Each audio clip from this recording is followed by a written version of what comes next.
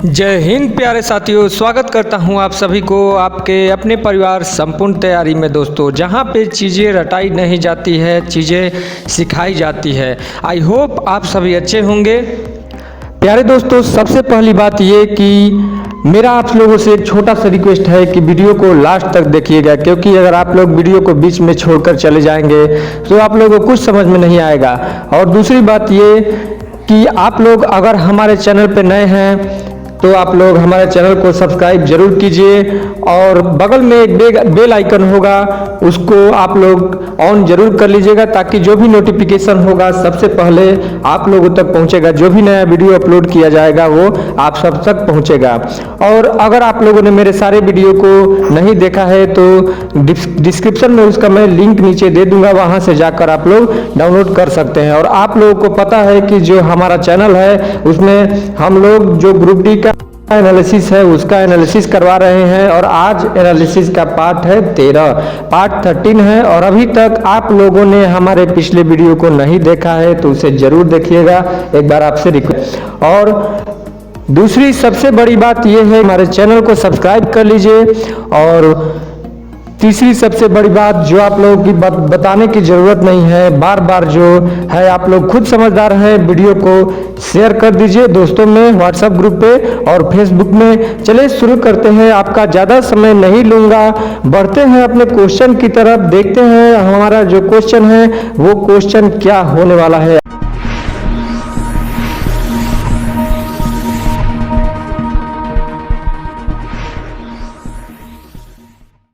चलिए चलते हैं क्वेश्चन की तरफ। 51 नंबर क्वेश्चन दोस्तों बोल रहा है, निम्नलिखित में से किस वैज्ञानिक ने इलेक्ट्रॉन की खोज की थी।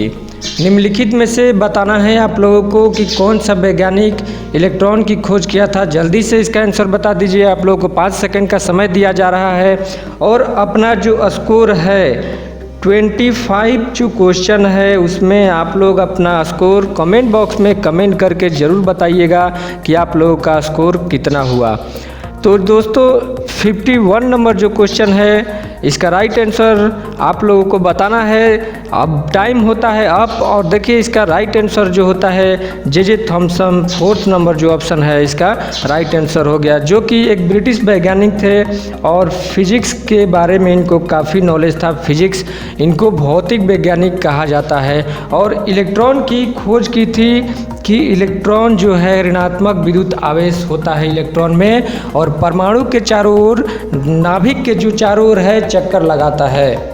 देखते हैं 52 नंबर क्वेश्चन, भारत के रक्षा बलों की सर्वोच्च कमान किसमें निहित होती है। जो हमारा क्वेश्चन ऑफ द डे होता है डेली दोस्तों, वही ये जो हमारा 52 नंबर क्वेश्चन है ये क्वेश्चन ऑफ द डे था। तो आप लोगों को बताना है जल्दी से। आप लोग कमेंट बॉक्स में कमेंट नहीं किए थे, आप लोग आंसर नहीं बताए थे, तो इसका राइट आंसर हो जाएगा राष्ट्रपति।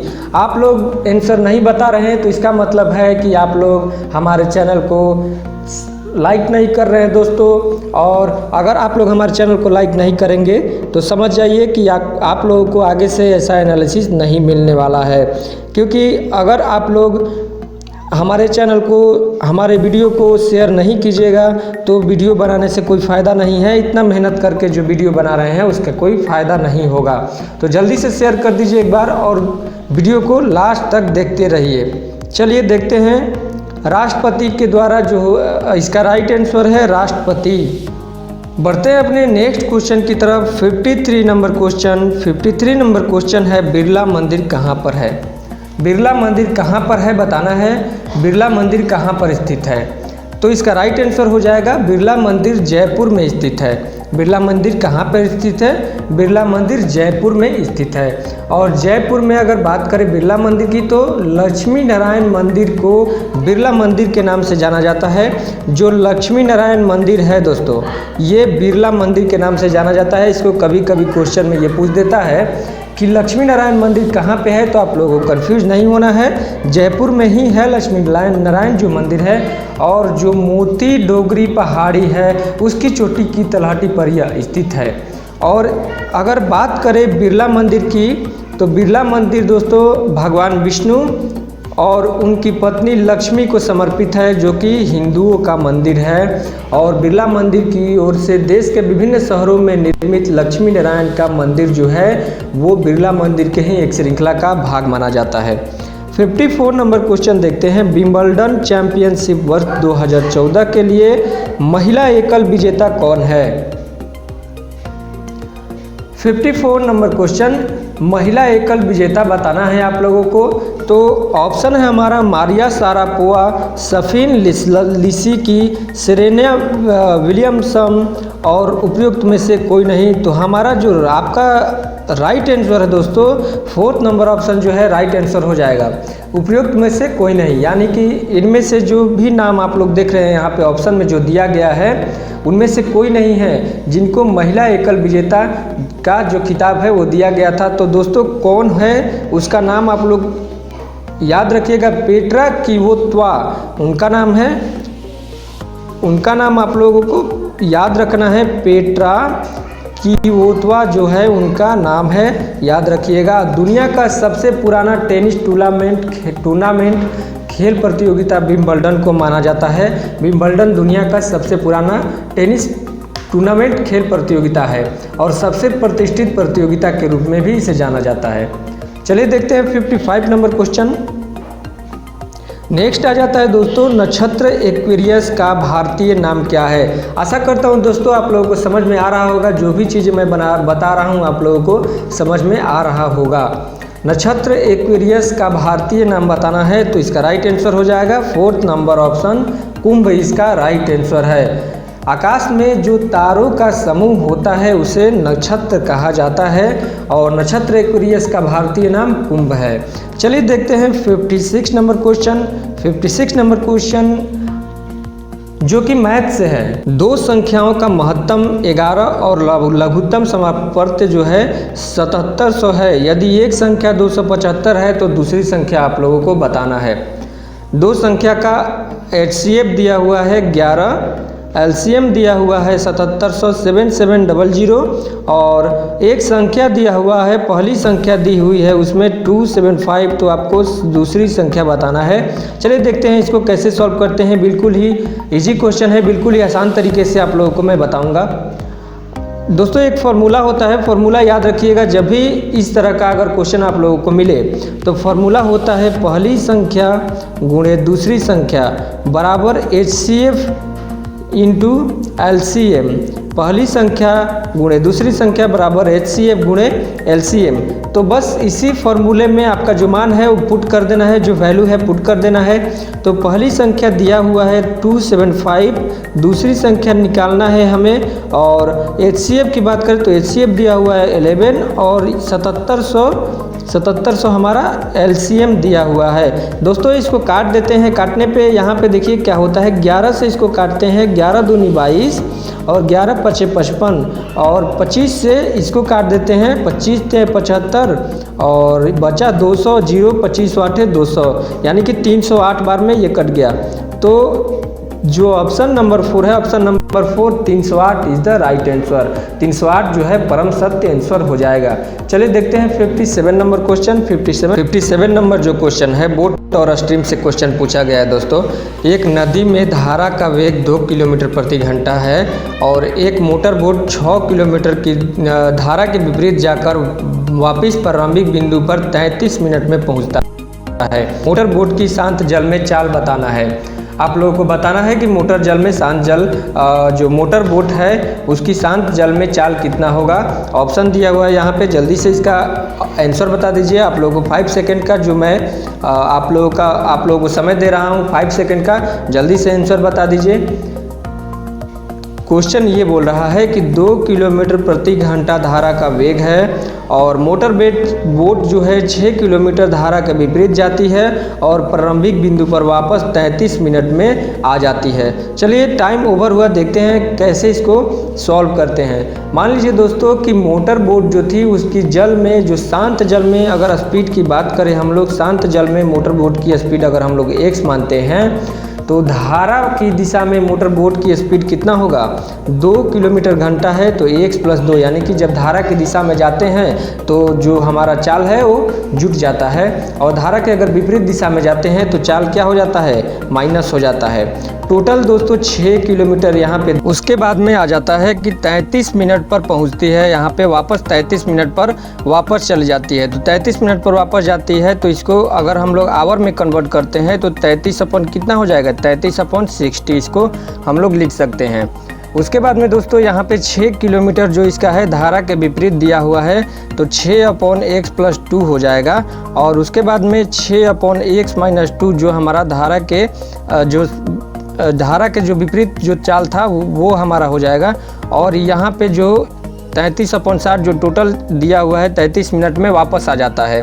तो इसको सॉल्व कर देते हैं। सॉल्व करने पे क्या होगा, यहाँ पे आ जाएगा 1 + 1 x + 2 + 1 - x - 2, और जो यहाँ पर 6 है इसको अगर इस साइड में लेकर आते हैं तो 11/120 होगा। इसको जोड़ देते हैं तो ये हो गया x² - 4, यानी कि ये जो है जो दोस्तों a + b × a - b का यहाँ पे फॉर्मूला है, और ये 1 + 1 यानी कि जो 2 है 2x हो जाएगा। तो 2x अपॉन x² - 4 = 11/120। चलते हैं आगे, देखते हैं इसको आगे सॉल्व करते हैं। आगे सॉल्व करने पे 11x² हो जाएगा, और ये -240 x ये 44 = 0। उसके बाद में दोस्तों समीकरण को हल कर दीजिए। समीकरण को हल करने पे ये जो है आपका 242 + 2x 242x + 2x में टूट जाएगा जो 240 है। तो यहाँ पे 11 कॉमन ले लीजिएगा। इसमें 11 कॉमन लेने पे क्या आएगा, 11x कॉमन लेने पे x - 22 ये हो गया, और प्लस में 2 तो x - 22 ये हो गया, = कितना, 0। यहाँ पे 11x + 2 और ये हो गया x - 22 = 0। तो यहाँ पे x = कितना होता है, x = 22 हो गया, यानी कि 22 को जब हम उस साइड में लेकर जाएंगे 0 के तो 22 हो गया। दोस्तों यही हमारा जो आंसर है वो है 22 किलोमीटर प्रति घंटा। शांत जल में मोटर बोट की चाल पूछ रहा है, 22 किलोमीटर प्रति घंटा राइट आंसर हो जाएगा। 58 नंबर क्वेश्चन की ओर बढ़ते हैं। भारत में वायुयान का निर्माण कहाँ होता है, भारत में वायुयान का निर्माण कहाँ होता है बताना है। भारत में वायुयान का निर्माण कहाँ होता है, टाइम स्टार्ट होता है अब। चलिए दोस्तों देखते हैं भारत में वायुयान का निर्माण कहाँ होता है। कानपुर जो कि बेंगलुरु, या कानपुर और बेंगलुरु दोनों जगह पे भारत में वायुयान का निर्माण होता है। और वायुयान का निर्माण जो होता है हिंदुस्तान एरोनॉटिक लिमिटेड द्वारा किया जाता है। हिंदुस्तान एरोनॉटिक लिमिटेड द्वारा इसका निर्माण किया जाता है, यानी कि और जो इसकी केंद्र की बात करें तो कानपुर और बेंगलुरु में इसका शाखा है। 59 नंबर क्वेश्चन देखते हैं। नेशनल डिफेंस एकेडमी कहाँ स्थित है, नेशनल डिफेंस एकेडमी कहाँ स्थित है। नेशनल डिफेंस एकेडमी बताना है आप लोगों को, तो इसका राइट आंसर हो जाएगा फोर्थ नंबर ऑप्शन, खड़कवासला।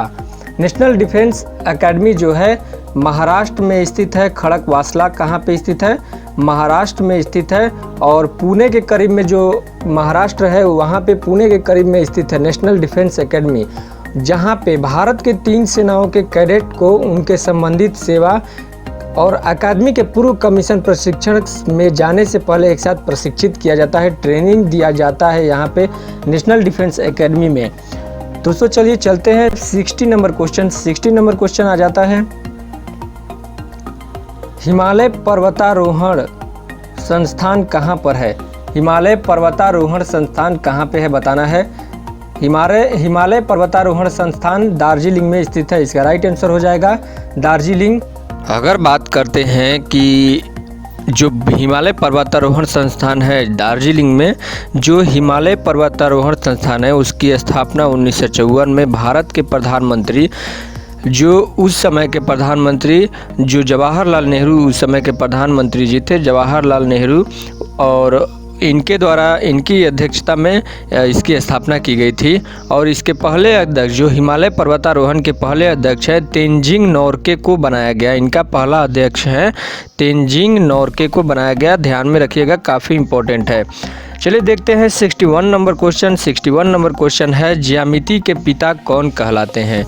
ज्यामिति के पिता कौन कहलाते हैं इसका आप लोगों को बताना है। ज्यामिति के पिता, तो इसका राइट आंसर हो जाएगा यूक्लिड। ज्यामिति के पिता यूक्लिड को बोला जाता है और ज्यामिति का जनक यानी कि ज्यामिति का पिता यानी ज्यामिति का फादर इनको बोला जाता है।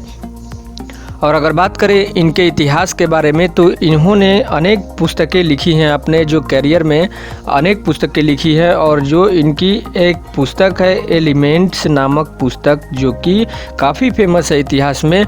और इन्हें ज्यामिति के सिद्धांत, इन्होंने ही ज्यामिति के सिद्धांत को दिया था।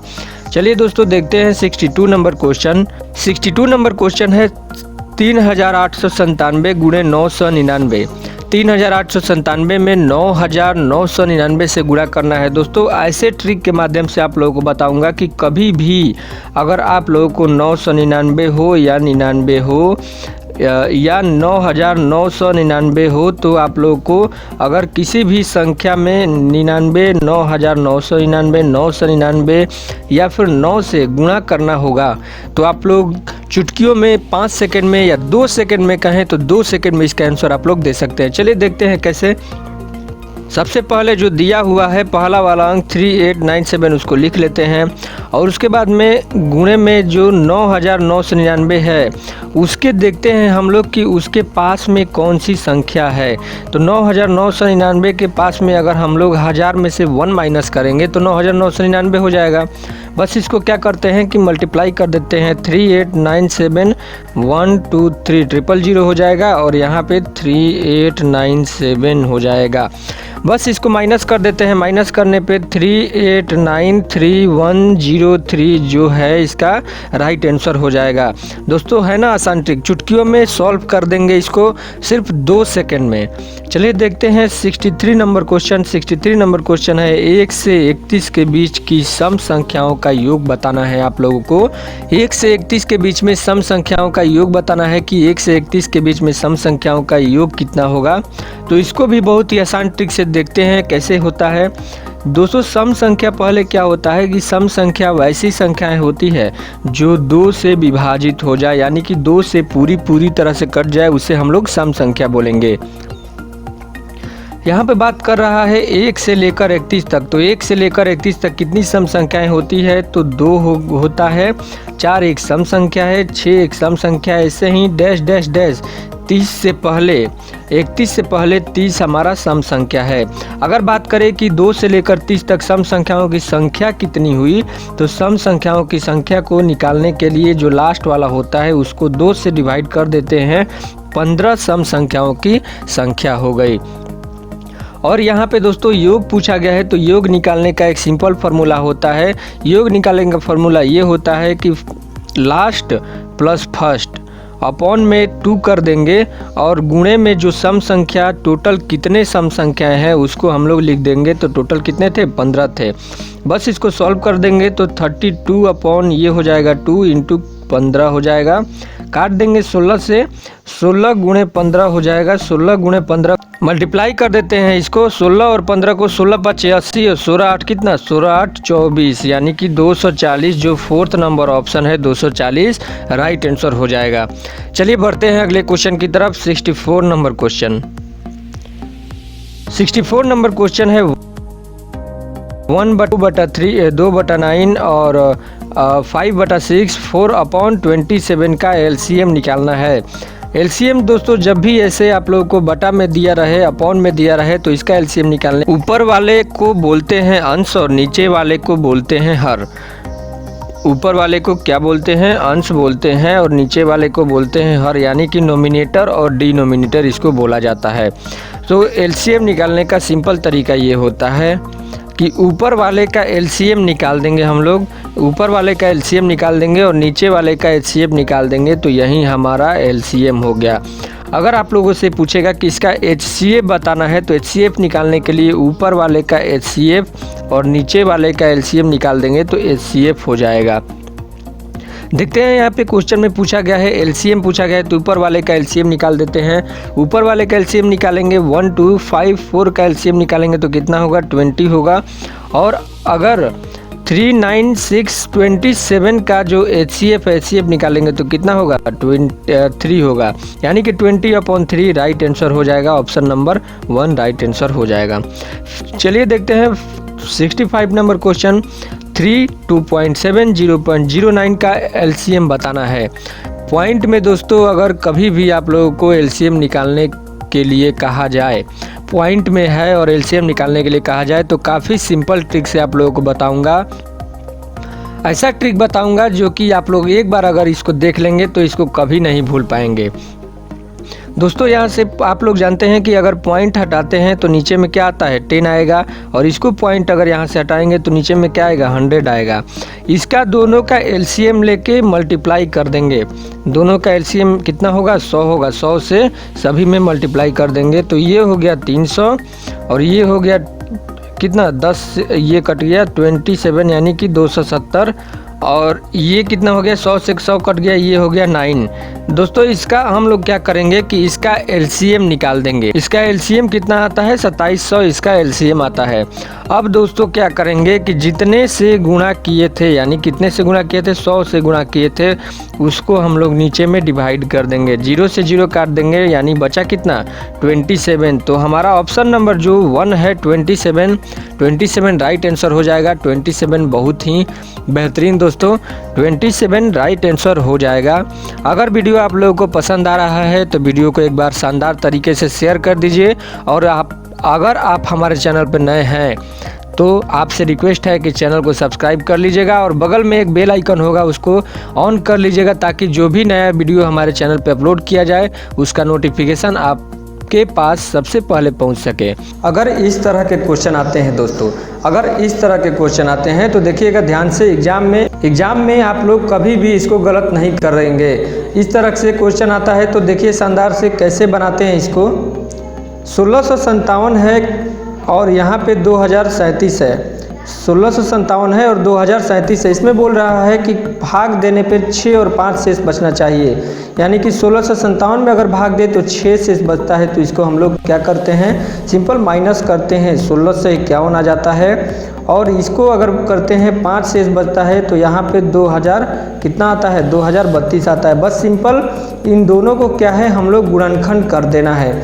इन दोनों को गुणनखंड करने पे 1651 को अगर हम लोग तोड़ेंगे तो 127 × 13 में इसको तोड़ देंगे, टूट जाता है 127 × 13 में। गुणनखंड आप लोगों को पता है, बताने की ज़रूरत नहीं है। और 2000 अगर 32 को हम लोग तोड़ते हैं तो 127 × 2 × 2 इतना बार में ये टूट जाएगा। तो दोस्तों इसमें हम लोग कॉमन देखते हैं कि कॉमन कौन सा है, यानी कि 127 जो है हमारा इसमें कॉमन है। तो 127 राइट आंसर हो गया 127 राइट आंसर। बस इतना ही आप लोगों को करना था। चलिए देखते हैं 67 नंबर क्वेश्चन। 67 नंबर क्वेश्चन है 792.02 प्लस 101.32 माइनस 306.76 इसका बताना है आंसर। तो इसको ही कैसे सॉल्व करेंगे, इसको बहुत ही शानदार मेथड जो कि आप लोग को अगर पता होगा, अगर जिनको नहीं पता है तो एक बार थम्स अप कर दीजिए। जल्दी से बता दे रहा हूँ जो ट्रिक है, सिंगल डिजिट इसको मेथड बोलते हैं। इसको कौन सा मेथड बोलते हैं, सिंगल डिजिट मेथड बोलते हैं। देखते हैं कैसा सिंगल डिजिट मेथड होता है। सिंगल डिजिट मेथड में दोस्तों कुछ भी रहे, पॉइंट रहे या गुणा रहे, भागा रहे, परसेंटेज रहे, उसको हम लोग कंसीडर नहीं करते हैं। सिंगल डिजिट मेथड में अगर प्लस में या माइनस में ऐसा अगर आप लोग को दिया रहता है, कुछ भी रहे, उसको हम लोग कंसीडर नहीं करते हैं। उसके बाद में अगर 9 रहता है तो 9 को हम लोग बिल्कुल ही नहीं जोड़ेंगे, 9 को हम लोग कट कर देना है। यहाँ पे देखते हैं सबको जोड़ते हैं। सिंगल डिजिट कहने का मतलब ये है कि अगर हमारे पास ये 3 है और प्लस में 3 है और प्लस में 7 है और प्लस में 3 है, यानी कि इसको जोड़ने पे कितना आता है 10 आता है। लेकिन ये तो डबल डिजिट है तो इसको भी हम लोग प्लस करेंगे, यानी कि एक इसको सिंगल डिजिट में बनाएंगे। उसी तरह से दूसरे एग्जाम्पल से हम लोग समझते हैं 9 है और कितना है 9 है, यानी कि 9 कितना है 18 हो गया। और यहाँ पे हम लोग ये क्या है 2 डिजिट है तो इसको सिंगल डिजिट में बनाएंगे, तो इसको जोड़ देंगे तो कितना होगा 9 होगा। उसी तरह से हम सबको सिंगल डिजिट में बनाते हैं। 7 2 कितना 9, 9 तो 9 हम लोग कंसीडर नहीं करेंगे, ये भी 9, ये तो ख़त्म हो गया, ये बचा 2, यानी कि यहाँ पर बचा 2। उसके बाद में यहाँ पे 2 3 5 1 6 1 7, यहाँ पे 7 आया और 6 3 9, 6 3 9 यहाँ पे ख़त्म हो गया, 7 6 13 आता है, 13 आया दोस्तों, 13 आया, इसका मतलब 1 + 3 यानी कि 4, यहाँ पे माइनस का साइन है, इसको जोड़ देंगे 9 और -4 इक्वल टू कितना है, यहाँ पे 5 है, इक्वल टू 5 यहाँ पे आया। अब ऑप्शन में हम लोग देखते हैं कि ऑप्शन में कौन से जो है ऑप्शन जो जिसको सिंगल डिजिट बनाने पे 5 आता है। जोड़ते हैं 2 1 3 और 3 1 4, ये हमारा ऑप्शन नहीं है। यहाँ पे जोड़ते हैं 9 तो ख़त्म हो गया, ये 4 3 7 और 4 3 7 हो गया और 7 3 10 हो गया, 10 8 18 यानी कि 1 + 8 इक्वल टू 9, ये भी ख़त्म हो गया। यहाँ पे देखते हैं जो हमारा सेकंड नंबर ऑप्शन है, सेकंड नंबर ऑप्शन 8 5 13 13 6 19 यानी कि 13 6 19 19 और 8 5 13 यहाँ पे है, 19 और 13 कितना हो गया, 9 3 12 और 1 1 2 1 3 यानी कि 3 2 5 5। दोस्तों ये वाला हमारा ऑप्शन सही हो सकता है, लेकिन अभी एक ऑप्शन और बचा हुआ है। फोर्थ नंबर ऑप्शन को देखते हैं, 9 9 ख़त्म हो गया और 7 और 2 9 ये भी ख़त्म हो गया, यानी कि जो हमारा सेकेंड नंबर जो ऑप्शन है राइट आंसर हो जाएगा। चलिए बढ़ते हैं 68 नंबर क्वेश्चन की, देखते हैं 68 नंबर क्वेश्चन बहुत ही इजी है। 14 और 14, 14 का स्क्वायर कितना होता है, 14 का स्क्वायर होता है 196, 196 होता है। और यहाँ पे दोस्तों देखना है कि 3 डिजिट यहाँ और 3 डिजिट यहाँ, यानी कि 6 डिजिट पर हम लोगों को पॉइंट लगाना है। तो लगा देते हैं 6 डिजिट पर पॉइंट। ऑप्शन में देखते हैं कौन से है, 1 2 3 4 5 6 डिजिट पर पॉइंट यहाँ पे, यानी कि हमारा जो सेकेंड नंबर ऑप्शन है वो राइट हो जाएगा। अगर इस तरह से आप लोगों को समझ में नहीं आ रहा है तो पॉइंट को हटाकर अपॉन में 100 कर देते हैं, पॉइंट को हटाकर अपॉन में यहाँ पे 3 0 दोस्तों 1000 कर देते हैं। 14 14 कितना है, 196 अपॉन 1 पे कितना 0, 4 4 8 0, 1 2 3 4 5 6 7 और 1 8 0 हो जाएगा। अब इसको डिवाइड कर देते हैं, डिवाइड करने पे भी हमारा सेकेंड नंबर ऑप्शन ही आएगा। चलिए second number option right answer हो जाएगा। बढ़ते हैं अगले क्वेश्चन की तरफ, 69 नंबर क्वेश्चन। 3640 डिवाइड बाई 14 गुणे 16 प्लस 340 को बताना है कि इसको सॉल्व करना है। बिल्कुल बच्चों वाला क्वेश्चन है। वही ट्रिक जो आप लोगों को पता है कि का को पहले दूर करो, ता पीछे दो भाग और गुणा करो, धन जोड़ दो, ऋण दो घटाओ, वही ट्रिक आप लोगों को यहाँ पे लगा देना है। तो सबसे पहले हम लोग क्या करेंगे, का को पहले दूर करो, यानी कि अगर हम लोग को ऑप्शन में क्वेश्चन में दिखेगा का को, तो सबसे पहले इसको हम लोगों को सॉल्व करना है। अगर उसके पहले हम लोग को अगर ब्रैकेट दिख जाता है तो ब्रैकेट सॉल्व करना है, उसके बाद में का को सॉल्व करना है। का मतलब होता है गुणा। उसके बाद में का को पहले दूर करो, उसके बाद में क्या करना है, भाग देना है, यानी कि इसको इससे भाग देंगे। भाग देने पे कितना आता है, अगर हम लोग 14 से 3640 में अगर 14 से भाग देते हैं तो कितना आता है, यहाँ पे 2 14 दूनी 28 और 14 ये 84 हो गया, 260 आता है। और 260 गुणे 16 प्लस 340, 260 में अगर हम लोग 16 से गुणा करते हैं तो कितना आता है, 4160 आएगा दोस्तों, गुणा करके देख लीजिएगा। और प्लस में 340। अगर आप लोगों को लगा कि कैसे आया, तो गुणा का एक बहुत ही शानदार ट्रिक आप लोगों को जो कि कैलकुलेशन का ट्रिक कहलाता है, आप लोगों को मैं लाकर दे दूंगा। इसको अगर हम लोग प्लस करते हैं तो 0 6 4 10 की 0, 3 1 4 1 5 और 4 1 4 4500, जो कि ऑप्शन में नहीं दिया हुआ है, जो फोर्थ नंबर ऑप्शन है हमारा राइट आंसर हो जाएगा। देखते हैं अगला क्वेश्चन, 70 नंबर क्वेश्चन आ जाता है। नेक्स्ट क्वेश्चन 70 नंबर क्वेश्चन है, एक बांस 1/10 भाग लाल, 1/10 भाग सफ़ेद, 1/30 भाग नीला, 1/40 भाग काला, 1/50 भाग बैगनी, 1/60 भाग पीला है और शेष हरा है। यदि हरे भाग की लंबाई 12.08 मीटर है तो बांस की कुल लंबाई बताना है। बांस की कुल लंबाई बताना है। जब भी आप लोगों को अगर ऐसा क्वेश्चन मिलता है तो जो भी नीचे वाला जो दिया हुआ है उसका हम लोग एलसीएम ले लेते हैं। तो एलसीएम कितना हुआ, 6 हुआ। और एलसीएम 6 लेने के बाद में एलसीएम इसका अगर हम लोग 6 लेते हैं तो दोस्तों क्या होता है कि यहाँ पे 10, यहाँ पे क्या होगा 60 होगा, यहाँ पे 30 होगा, यानी कि इसको हम लोग को सॉल्व कर देना है। 20 होगा और 15 होगा और 12 होगा और यहाँ पे 10 होगा। अब ये कैसे आया ये देखते हैं। 10 छक्का 60 और ये हमारा 60, तो 60 बार में 600 तो 60 आया। फिर यहाँ पे भी 60 ही होगा, यहाँ पे भी 60 होगा, यहाँ पे 20 और यहाँ 15। ठीक है, इसको जोड़ देते हैं दोस्तों। इसको जोड़ने पे क्या आता है 147/600। इसको अगला आगे बोल रहा है शेष भाग हरा है, यानी कि 147/600 तो पूरा हो गया और शेष भाग हरा बोल रहा है। तो एक में से हम लोग जब माइनस कर देंगे तो कितना होगा 600 नीचे आएगा और 600 माइनस 147, इसको अगर माइनस करते हैं तो 3, ये हो गया 5, ये हो गया 4, यानी कि 453/600 यहाँ पे हो गया।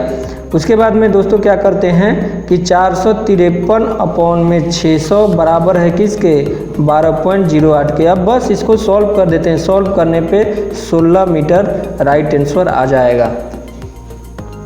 बढ़ते हैं अगले क्वेश्चन की तरफ। अगला क्वेश्चन है 71 नंबर क्वेश्चन। बहुत ही शानदार क्वेश्चन है 71 नंबर क्वेश्चन। ABC एक कार्य को 20 दिन, 30 दिन और 60 दिन में समाप्त करते हैं। A लगातार कार्य करे, हर तीसरे दिन B तथा C भाग A के साथ मिलकर कार्य करे तो कार्य कितने दिन में समाप्त हो जाएगा।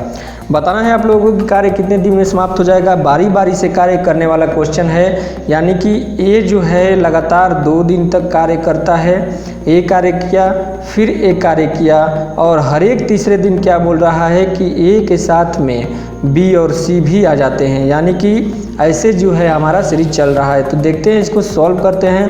ध्यान से देखिएगा, एक बार अगर आप लोग इसको समझ गए तो इस क्वेश्चन को हमेशा के लिए आप लोग बना देंगे। कभी भी अगर ऐसा क्वेश्चन एग्जाम में आएगा तो आप लोगों से मिस नहीं होगा। A दोस्तों करता है 20 दिन में, B करता है 30 दिन में और C करता है 60 दिन में। इसका LCM अगर की बात करें तो LCM होगा 60, 20 3 60 और 30 दूनी 60 और 60 एकम 60।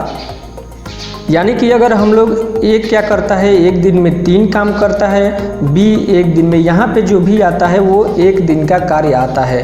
तो A एक दिन में 3 कार्य करता है, B एक दिन में 2 कार्य करता है और C एक दिन में 1 कार्य करता है, यानी तीनों मिलकर 6 कार्य करते हैं। और टोटल वर्क यहाँ पे जो आता है वो टोटल वर्क आता है, यानी कि जो 60 है टोटल वर्क है। अब देखते हैं कि बारी बारी से काम कर रहा है, बारी बारी से काम कर रहा है, यानी कि काम कैसे हो रहा है कि पहले तो A आया और 3 काम करके चला गया, उसके बाद में फिर A आया और 3 काम करके चला गया और तीसरे दिन क्या होता है A के साथ में B और C दोनों आते हैं। B और C का तो A का काम 3 था और B और C का काम कितना था दोस्तों, यहाँ पे B का काम 2 था और C का काम 3 था, यानी कि तीनों मिलाकर 6 काम करते हैं, 6 काम एक दिन में करते हैं। तो यहाँ पे देख लेते हैं ये कितना हो गया, ये हो गया 6 3 9 9 3 12, यानी कि तीनों मिलकर 3 दिन में 12 काम करते हैं। 3 दिन में कितना काम करते हैं 12 काम कर देते हैं तीनों मिलकर। और टोटल काम कितना था, टोटल काम था 60, तो 12 दिन में कर देते हैं तो टोटल 60 काम कितने दिन में 5 दिन में कर देंगे। टोटल काम कितना 5, अगर हैं 5 लोग हैं तो टोटल काम हो जाएगा। तो यहाँ पे अगर 5 से गुणा करते हैं तो 5 15, यानी कि 15 दिन में टोटल काम कर देंगे। दोस्तों अगर नहीं समझ में आया तो वीडियो को एक बार फिर से वापस देख लीजिएगा, रिप्ले करके देख लीजिएगा, आप लोगों को काफ़ी अच्छे से समझ में आ जाएगा। अगर फिर भी नहीं समझ में आया तो आगे मैं आप लोगों को बता दूंगा। आप लोग कमेंट बॉक्स में कमेंट करके मुझे बता दीजिएगा कि हाँ ये क्वेश्चन में डाउट है, इस क्वेश्चन को फिर से बताना है।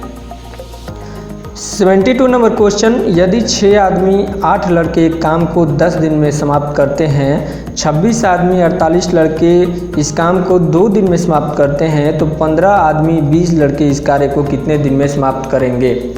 चलिए देखते हैं इसको कैसे बनाते हैं। 6 आदमी हैं, आदमी को हम लोग M लिखते हैं और 8 बॉय है, किसी काम को कितने दिन में कर रहा है 10 दिन में कर रहा है।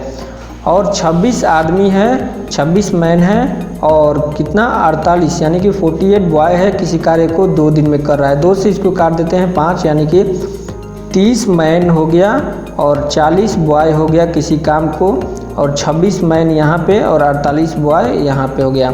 जब इसको इधर लाते हैं तो ये हो गया 26 और 4 माइनस होगा, तो 4 man is equal to 8 boy, यानी कि इसको काट देते हैं, तो मैन और बॉय का रेशियो यहाँ पे क्या आ जाएगा, मैन और बॉय का रेशियो आ जाएगा यहाँ पे 2/1, यानी कि मैन 2 दिन में काम करता है और बॉय 1 दिन में काम करता है। उसके बाद में दोस्तों देखते हैं 6 मैन है ये वाला और प्लस में 8 बॉय है, किसी कार्य को कितने दिन में करते थे, 10 दिन में करते थे। तो टोटल कार्य हमको यहाँ से पता चल जाएगा, यानी कि टोटल कार्य ये हो गया कि 6 × 2, यानी कि मैन कितना करता था, 2 करता था, आदमी 2 करता था, और लड़का कितना करता है, लड़का 1 करता है, और इंटू 10 यहाँ पे कर देंगे।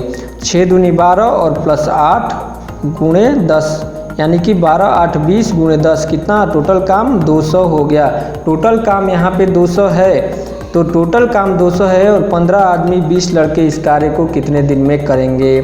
तो 15 आदमी हैं और 20 लड़के हैं, इस कार्य को कितने दिन में करेंगे। तो 30 + 20 यानी कि 50 लोग 200 काम को कितने दिन में करेंगे। तो 50 लोग 200 काम को कितने दिन में करेंगे, 5 × 20 यानी कि 4 दिन में पूरा कर देंगे। 4 is the right answer. Option number जो सेकंड है राइट आंसर हो जाएगा। चलिए देखते हैं अगला 73 नंबर क्वेश्चन। 73 नंबर क्वेश्चन है, एक रेलगाड़ी की चाल एक कार की चाल से 50% अधिक है। एक रेलगाड़ी की चाल बोल रहा है, एक कार की चाल से 50% अधिक है। दोनों ही एक ही समय पर एक ही बिंदु ए से चलते हैं तथा 75 किलोमीटर दूरी पर स्थित दूसरे बिंदु बी पर एक साथ पहुंचते हैं। क्योंकि जगह जगह स्टेशनों पर रुकने में रेलगाड़ी 12.5 मिनट लगाया, कार की चाल बताना है। रेलगाड़ी क्या कर रही है कि अपने स्टेशनों पर रुकते हुए जा रही है, तो 12.5 मिनट लगाती है टोटल पहुंचने में। तो कार की चाल बताना है। तो दोस्तों यहाँ पे हम लोग मान लेते हैं कार की चाल क्या है, 1 से कार की चाल, और रेलगाड़ी की चाल कितना हो जाएगा, 150/100 रेलगाड़ी की चाल हो जाएगा, यानी कि 3x/2 1.5x रेलगाड़ी की चाल हो जाएगा। टोटल यहाँ पे दे रखा है 75 किलोमीटर दूरी है, 75 किलोमीटर दूरी है रेलगाड़ी द्वारा, कार द्वारा तय किया जा रहा है, और रेलगाड़ी द्वारा 75 किलोमीटर की ही दूरी 3x/2 यानी कि 1.5 द्वारा तय किया जा रहा है। और यहाँ पे 12.5 मिनट का मतलब होता है 125/600। अब 125/600 कैसे है दोस्तों, मिनट को हम लोग क्या किए हैं, आवर में कन्वर्ट किए हैं। अगर मिनट को हम लोग आवर में कन्वर्ट करते हैं, यानी कि अगर 12.5 है, पॉइंट को हटाते हैं तो कितना आता है, 10 आता है, और यहाँ पे 60 से गुणा कर देते हैं तो 125/600 आता है। इसको सॉल्व कर देते हैं। सॉल्व करने पे x = क्या आएगा, 600 × 25/125। डायरेक्ट इसको सॉल्व कर रहा हूँ, आप लोग इसको सॉल्व कर लीजिएगा। 25 × 5 = 125 और 5 × 12 = 60, यानी कि x = 120 किलोमीटर प्रति घंटा राइट आंसर हो जाएगा। 120 किलोमीटर प्रति घंटा इज द राइट आंसर। देखते हैं 74 नंबर क्वेश्चन। 74 नंबर क्वेश्चन क्या बोल रहा है। 74 नंबर क्वेश्चन आ जाता है, ये 2 साइकिल सवार हैं, एक ही बिंदु से आरंभ करके विपरीत दिशा में जा रहे हैं। विपरीत दिशा में जाने का मतलब है एक इधर जा रहा है तो एक इधर जा रहा है। एक ही बिंदु से आरंभ करते हैं और यहाँ से आरंभ करते हैं, ये इधर गया और ये कहाँ गया, इधर गया। 18 किलोमीटर प्रति घंटा की चाल है पहले की, और 26 किलोमीटर प्रति घंटा 20 किलोमीटर प्रति घंटा की चाल है दूसरे की, और एक दूसरे से 47 किलोमीटर दूर होंगे। तो कितने समय में 47 किलोमीटर समय बताना है यहाँ पे। देखते हैं यहाँ पे दोस्तों कि अगर हम लोग, मैं आप लोगों को पहले बता चुका हूँ कि अगर विपरीत चाल होता है तो क्या होता है, विपरीत चाल होता है तो माइनस होता है, और अगर चाल अपोजिट नहीं होता है, एक ही डायरेक्शन होता है, अगर विपरीत चाल होता है तो प्लस होता है, और अगर चाल अपोजिट डायरेक्शन में नहीं होता है यानी कि एक दूसरे के पैरेलल होता है तो चाल हमेशा माइनस होता है। यानी कि अगर कोई ट्रेन इधर से आ रही है, अगर कोई ट्रेन इधर से आ रही है, यानी कि एक दूसरे के विपरीत आ रही है, तो ये टकराएंगी तो क्या होगा, प्लस होगा, और ऐसे चल रही है तो कभी नहीं टकराएंगी यानी कि माइनस होगा। ये याद रखने का ट्रिक है। तो क्या करते हैं, चाल को यहाँ पे जोड़ देते हैं। चाल हो गया 38 किलोमीटर प्रति घंटा, और 38 किलोमीटर प्रति घंटा किसके बराबर है, 1 है, 1 किसके बराबर हो जाएगा, तो 1 बराबर हो जाएगा 47/5/38 के बराबर हो जाएगा। 47.5/38 के बराबर हो जाएगा। इसको सॉल्व कर देते हैं, पॉइंट को हटाएंगे तो नीचे क्या आएगा, 0 आएगा। अब इसको काट देते हैं, काटने के बाद में दोस्तों हमारा जो ऑप्शन है 1.1/4 आवर राइट आंसर हो जाएगा। सेकंड नंबर जो ऑप्शन है राइट आंसर हो जाएगा। चलिए बढ़ते हैं 75 नंबर क्वेश्चन की तरफ। बराबर लंबाई की दो रेलगाड़ियां क्रमशः 46 किलोमीटर प्रति घंटा और 36 किलोमीटर प्रति घंटा की चाल से एक ही दिशा में समानांतर पटरियों पर जा रही है। आपको मैं बता चुका हूं कि समानांतर पटरियों पर जब भी समानांतर कोई चीज़ जाता है तो चाल क्या हो जाता है, चाल माइनस हो जाता है। तो इसमें क्या होगा कि यहाँ पे 36 है और यहाँ पे 46 है, तो चाल कितना होगा, 10 किलोमीटर प्रति घंटा। और ये भी बात मैं पहले आप लोगों को बता चुका हूँ कि हमारा ऑप्शन है मीटर में, और किलोमीटर प्रति घंटा को अगर हम लोगों को मीटर पर सेकंड में लेकर जाना है तो क्या करेंगे, 10 × 5/18 यानी कि 5/18 से गुणा कर देंगे। मीटर पर सेकंड जो है चाल है, और दूरी दिया हुआ है 30 सेकंड समय दिया हुआ है, तो दूरी पूछ रहा है कि दूरी कितना होगा। दो रेलगाड़ी है तो 2x हो जाएगा, दो रेलगाड़ी है। और यहाँ पे दोस्तों जो चाल है 10 × 5/18 = कितना, 36 सेकंड में पार कर जा रही है। समय कितना दिया हुआ है, 36 सेकंड। बस इसको सॉल्व कर देते हैं। x बराबर क्या हो जाएगा, x बराबर हो जाएगा 36 × 50/2 × 18, यानी कि ऊपर नीचे कर दिए इसको, यहाँ से कट गया 18 दूनी 36 और 2 से 2 कट गया, तो x = 50 मीटर। दोनों रेलगाड़ियों की चाल 50 मीटर होगी, क्योंकि यहाँ पे क्वेश्चन में पहले ही बोल चुका है कि रेलगाड़ियों की जो लंबाई है बराबर है। देखते हैं अगला जो हमारा क्वेश्चन ऑफ द डे है, जो हम लोग हमेशा क्वेश्चन ऑफ द डे में एक क्वेश्चन पूछते हैं, और जो मैं आपसे डेली हमेशा एक क्वेश्चन पूछता हूं। क्वेश्चन ऑफ द डे है, अमेरिका में नरेंद्र मोदी ने अपना भाषण कहां दिया था। काफ़ी शानदार क्वेश्चन है और कई बार एग्जाम में पूछा जा चुका है कि अमेरिका में नरेंद्र मोदी ने अपना भाषण कहां दिया था, जगह का नाम बताना है। कमेंट बॉक्स में कमेंट करके बताइएगा, और जो भी कमेंट बॉक्स में कमेंट कीजिएगा तो उसका मैं स्नैपशॉट जो है उसको मैं आपके जो जब भी अगला वीडियो बताऊंगा उसमें टॉप 5 जो भी कमेंट होंगे, टॉप 5 कमेंट में जो भी आंसर आए होंगे, जो राइट आंसर होंगे, उसको मैं यहाँ पे वीडियो में स्क्रीन पर मैं शो करूँगा और उनका नाम लिया जाएगा। तो दोस्तों जल्दी से एक बार थम्स अप कर दीजिए। चलते हैं, मिलते हैं अगले वीडियो में। अगर वीडियो आप लोगों को अच्छा लगा तो वीडियो को लाइक, शेयर और सब्सक्राइब जरूर कीजिएगा। मिलते हैं अपना पार्ट जो 14 है अगले वीडियो में, जो कि हमारा नेक्स्ट 100 क्वेश्चन कवर कर देंगे। कल एकदम पक्का से 100 क्वेश्चन कवर कर देंगे। आज कितना क्वेश्चन हुआ है, आज क्वेश्चन हुआ है 75, और 25 क्वेश्चन का एक सेट होता है, तो 75 + 25 कितना, 100 क्वेश्चन। और उसके बाद में हम लोग फिर आगे 2014 के बाद में जो आगे का पेपर, आगे का शिफ्ट आया हुआ है, उसका एनालिसिस करते हैं। चलिए दोस्तों मिलते हैं अगले वीडियो में, तब तक के लिए आप सब अपना ख्याल रखिएगा। आप लोगों को वीडियो देखने के लिए आप सबका बहुत बहुत धन्यवाद।